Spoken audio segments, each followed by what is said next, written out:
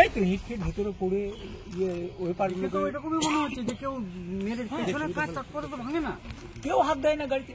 এখানে আমি যেখানেও চলুক, যেখানেই যাক, পেছনে গাড়ির চার পাঁচটা চট করে ভাঙবে না, ভাঙে কোথাও নিয়ে কাজ যায়। ভেতরে ইটটা পড়ে আছে, নিচে ডান দিকের এই লুকিং গ্লাসটা ভেঙে দিয়েছে। এটা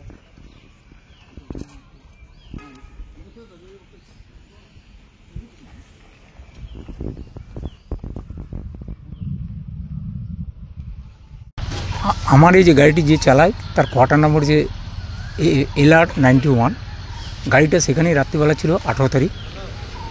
তো 18 তারিখে রাত্রিবেলাতে তার বাড়িতে কেউ ছিল না, মানে সেই ছিল বাইরে এবং তার পরিবারও বাইরে গেছিল। তারা যখন রাত 12:30টায় ফেরে, এসে পরে দেখছে যে গাড়িটার পিছনে কাঁচ ভাঙা, ডান সাইডে লুকিং গ্লাস ভাঙা এবং ওয়েপারগুলো সব ভেঙে দিয়েছে এবং গাড়ির ভিতরে ইট দিয়ে ভাঙা হয়েছে, কারণ গাড়ির ভিতরে ইটও পড়ে আছে।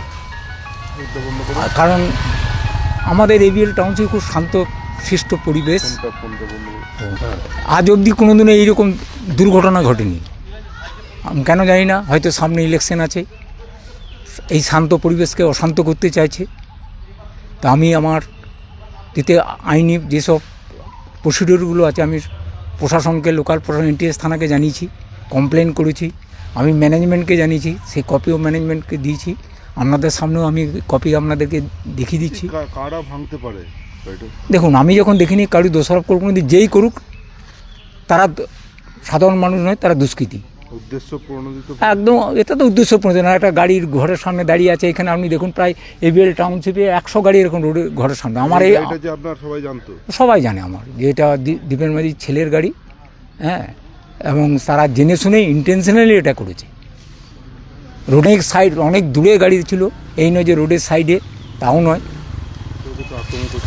আমি একটা আতঙ্ক ছড়াতে চাইছে এবং এই এত সুন্দর এখানে সব আমাদের কর্মীরা বসবাস করে, প্রাক্তন কর্মীরাও বসবাস করে, প্রচুর বয়স্ক লোক আছে। এই ধরনের ইনসিডেন্ট কোনোদিনও ঘটেনি। আমি ম্যানেজমেন্টকেও জানিয়েছি ব্যাপারটা, এবং এই শুধু টাউনশিপ নয়, এইটার এফেক্ট কিন্তু কারখানাতেও পড়বে। যারা এই দুর্ঘটনা ঘটিয়ে থাকুক, তারা, আমি জানি তারা দুষ্কৃতী। এই এলাকা থেকে নজরদারি নেই? এখানে তো নিজস্ব কোম্পানির পার্সোনাল সিকিউরিটি আছে। রাত্রিবেলা যার বাড়ির সামনে হয়েছিল সে সঙ্গে সঙ্গে সিকিউরিটি ডাকে, সিকিউরিটি এসে দেখে যায়। তারাও এখানে এসে ছবি ফবি তুলে নিয়ে গেছে। ম্যানেজমেন্টকে আমি যখন বলি, ম্যানেজমেন্ট বলেছিল আমাকেও একটা থানার কপি দেওয়া হোক। আমি আমাদের যে ইনচার্জ আছেন মিস্টার উজ্জ্বল গাঙ্গুলি, আমি ওনাকেও কপি একটা দিয়েছি। আপনার নাম?